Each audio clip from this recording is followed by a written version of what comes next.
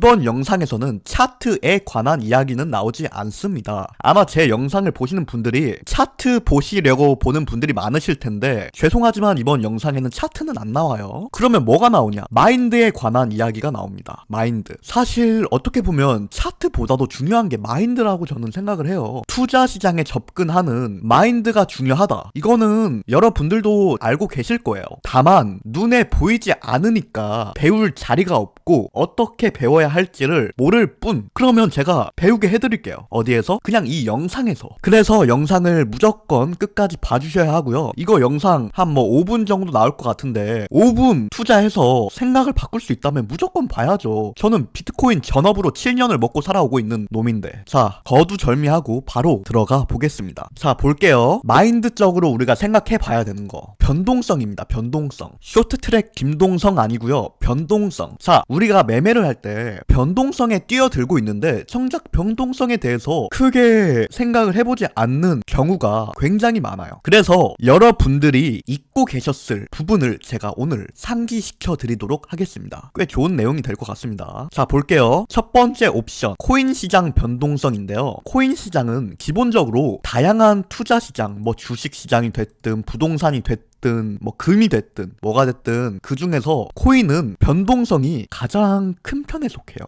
그쵸? 이게 첫 번째 옵션이고, 두 번째 옵션 알트코인. 알트코인 같은 경우에 코인 시장 중에서도 변동성이 더 커요. 그쵸? 세 번째 잡주 변동성. 잡주 같은 경우에는 알트코인 중에서도 잡주는 변동성이 더 큽니다. 그쵸? 근데 거기에 선물, 레버리지까지 입혀버린다면 변동성이 더 크죠. 이렇게 총 4가지의 변동성 옵션이 있어요. 이거는 공식적인 옵션은 아니지만 제가 이름을 붙였습니다. 설명을 하기 쉽도록. 자, 볼게요. 우리가 코인 시장에 들어왔으면 기본적으로 첫 번째 옵션에는 뛰어든 거예요. 이미. 두 번째, 내가 매매하는 종목이 비트코인이 아니고 알트코인이면 이거에도 체크를 해야겠죠? 세 번째, 알트코인 중에서도 메이저 코인이 있고 잡주가 있는데 내가 잡주를 매매한다. 그러면 여기에도 뛰어들고 있는 거죠. 더 강력한 변동성에. 근데 잡주를 선물로 한다? 여기에도 그러면 체크. 그래서 우리가 고민해 봐야 되는 거는 내가 이러한 4가지의 변동성 옵션 중에서 어느 정도의 변동성에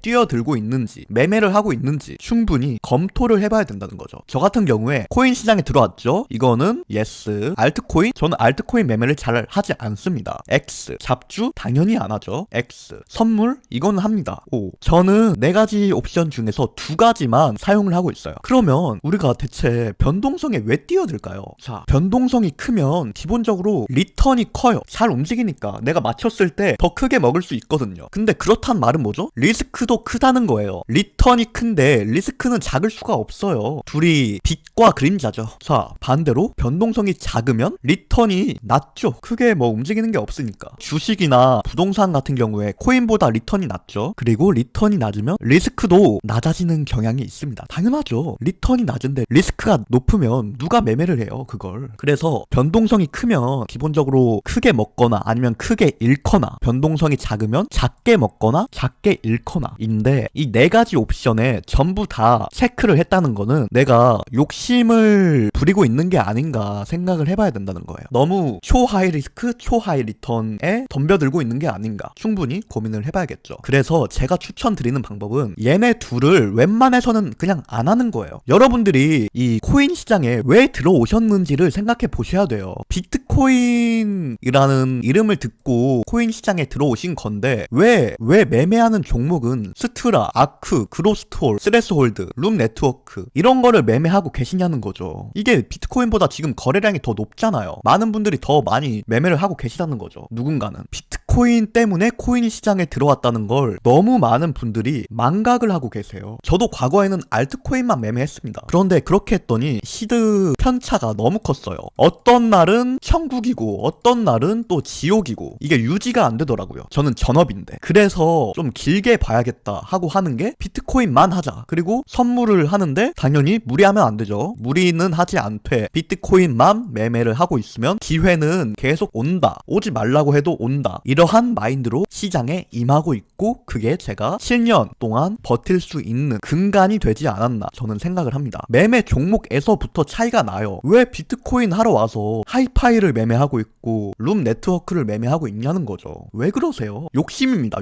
욕심은 곧 뭐다? 이 시장에서 독이다. 욕심 부려가지고 잘 될 것 같았으면 저도 욕심을 부리겠습니다. 근데 그게 안 되더라는 거죠. 제가 해보니까. 자, 그러면 여기까지 들으셨을 때 아마 이런 생각이 드실 수도 있을 것 같아요. 어떤 생각? 알트코인을 해도 선물 배율을 뭐 3배, 5배 이렇게 하면 되는 거 아니야? 그러면 안전한데? 라고 생각을 하시겠죠. 근데 저는 거기에도 조금은 반대하는 편입니다. 왜? 이렇게 했을 때 내가 3배인데 설마 죽겠어? 내가 5배인데 설마 죽겠냐? 하면서 손절을 안 해요. 이렇게 하면서 리스크 관리를 철저하게 한다면 당연히 방법이죠. 좋은 방법. 근데 이렇게 3배, 2배, 5배 해버리면 내가 설마 청산 당하겠어? 하면서 손절을 안 하고 강제 존버를 합니다. 그러면 어떻게 되죠? 청산을 당하게 되죠. 이것 또한 심리적으로 안 좋게 작용할 수 있는 한 가지 요인이라고 저는 생각을 해서 투자 시장이라는 게 심리가 굉장히 많이 개입을 하기 때문에 이것 또한 단점으로 작용을 할 수 있다 라고 생각을 합니다. 그런 측면에서 생각을 해봐도 저는 비트코인을 하는 게 답이라고 생각해요. 제가 그거로 살아남았으니까. 자, 그러면 요약하겠습니다. 코인 시장에는 4가지의 변동성 옵션이 있어요. 이 중에서 내가 몇 가지를 허용했는지 한번 곰곰이 생각을 해보시고 본질에 대해서도 생각을 해보셔야 돼요.